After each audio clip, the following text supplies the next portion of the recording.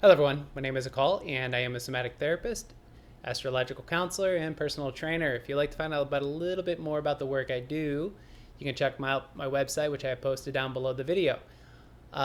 Also down below the video is vaultoftheheavens.com. This is where you can go to get your specific nakshatras, and you want to look at your moon, your ascendant, and your sun, with the moon probably being the most relevant.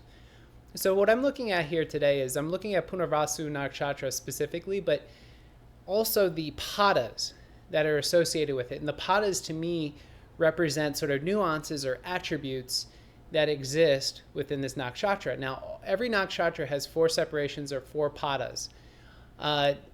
These, in a lot of ways, like I said, they represent nuance, but they also represent, at least in my mind, they sort of describe the life path in a lot of ways.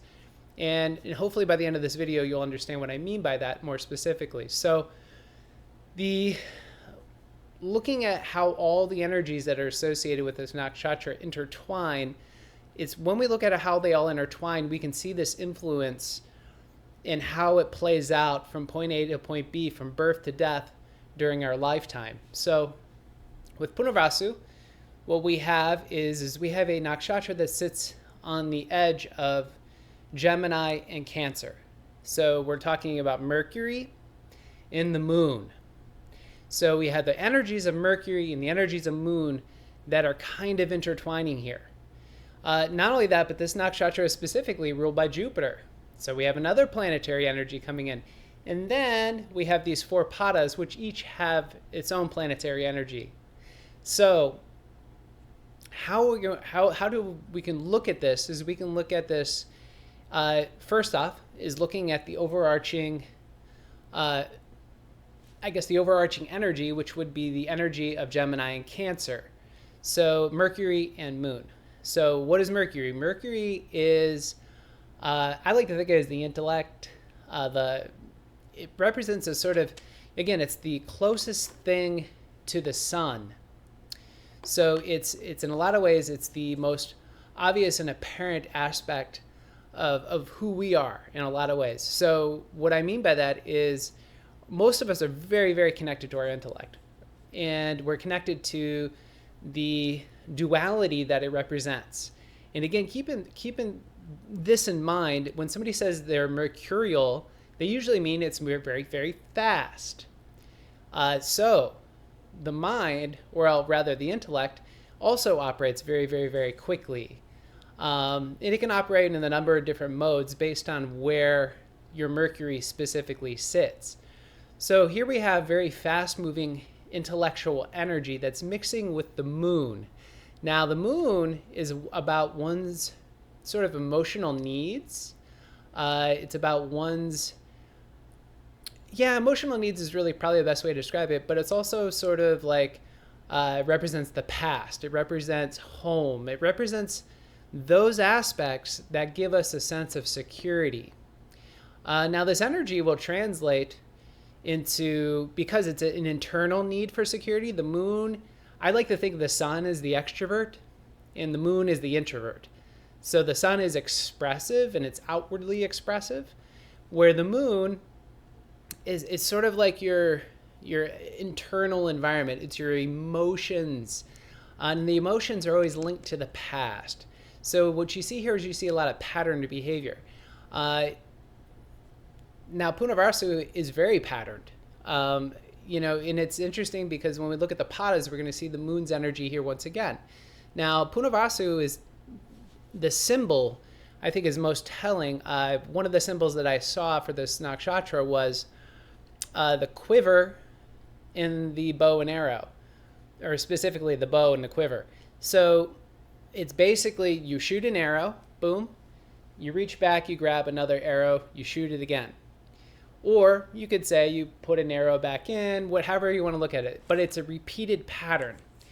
One of the big descriptors of, in order to kind of illustrate what this symbol might mean, I like to think of it as action and inaction. Or you could even say, you have inspired action, inspired behavior, and then you need time to recover at home. So you might see somebody who has a very strong home body influence here, but that's more about the recovery period. These are, again, this is not a lazy placement. This is a lot of energy moving through here. And now why I say that is you look at the gunas that are associated with this. So the base guna is Rajasic energy, and that's for the first third of the zodiac. All has Rajasic energy, which is basically activity as its base energy. Then it says Sattvic energy on its secondary level. Now, the Sattvic energy is what it does is it gives these individuals some objectivity. And now this energy is objectivity. It's sort of processed internally. It's a secondary feature here. So, and then on the third level is Rajasic energy, and that's what's projected out. What's expressed outwardly is this Rajasic energy. So again, more activity. So what we're looking at here is activity and discernment. The other thing is that the Sattvic on the secondary level and the Rajasic on the tertiary level there, those two energies intertwine, and they basically represent Jupiter. Now, Jupiter energy, again, is always about spiritualizing.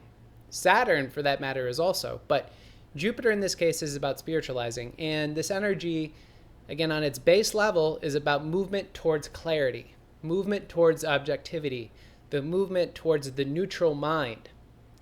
So these folks have that energy playing out. The other thing that Jupiter represents here is expansiveness. So it's expansive energy. It's philosophical. It's spiritual. Anything that's going to kind of, I guess, link you with the higher mind is really the best way to look at it. So spirit, philosophy, religion. Now the other energies here, the padas. Now, how we can kind of look at these is first pada. Now, if you were born in the first pada, essentially what this means is you have Mars as an additional oomph or nuance to your particular placement. However, all the other energies do play out in your chart. Again, this is a bit more like a life path is what I'm describing. So how does Mercury, the Moon, and Jupiter and Mars all intertwine? Well, the word that I kept finding was innovation. I kind of like to think of what Mars is first. So Mars is like lava from the Earth bubbling up to the surface. So it's essentially energy that we use to propel ourselves along the surface of the Earth. It's very earthly, earth-based energy in its automatic activity. And so when you have all this kind of mixed in, I put earthly actions. So that's one way to look at here. So you have an emphasis on earthly actions. But again, we're high-minded. We're talking about Jupiter here. So it's Jupiter, earthly actions. Again, very intelligent. Again, the first pada is going to be in Gemini. So we're going to have an influence of Mercury here. So very intelligent, high-mindedness with activity. Hence, innovation. Venus in the second pada. Now, what is this? How does this play out? Well, Venus in the second pada, what that's going to do is it's going to add what I put down as earthly desires. The word I found on the internet was materialistic. I kind of agree with that, and I don't agree with that. I agree with it in the sense of that earthly desires could be, again, it's those desires. I mean, one of the ways you can look at this is look at the contrast between Venus and Mars. Venus is what you desire, and Mars is how you get it. So Venus is also kind of like the conduit of the senses. It's the sensory, sensual aspect of all this. So how are we going to put all this together? So we have the influence of Mercury and the Moon. Now, in this particular case, we're starting to see the influence of the Moon come in a much stronger way. So you've got this Moon energy that's coming in, which is about one's needs.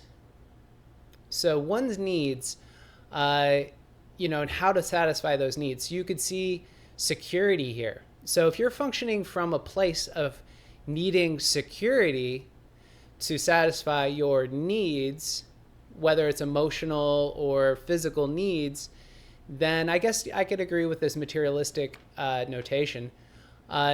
So it's, again, think about this: earthly desires, high-mindedness, and needs.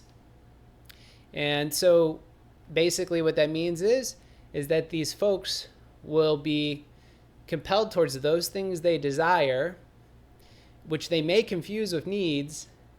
And again, it's done in this kind of higher-minded kind of way. I'll have to think about this a bit more. So Mercury, third pada. So adding Mercury back in.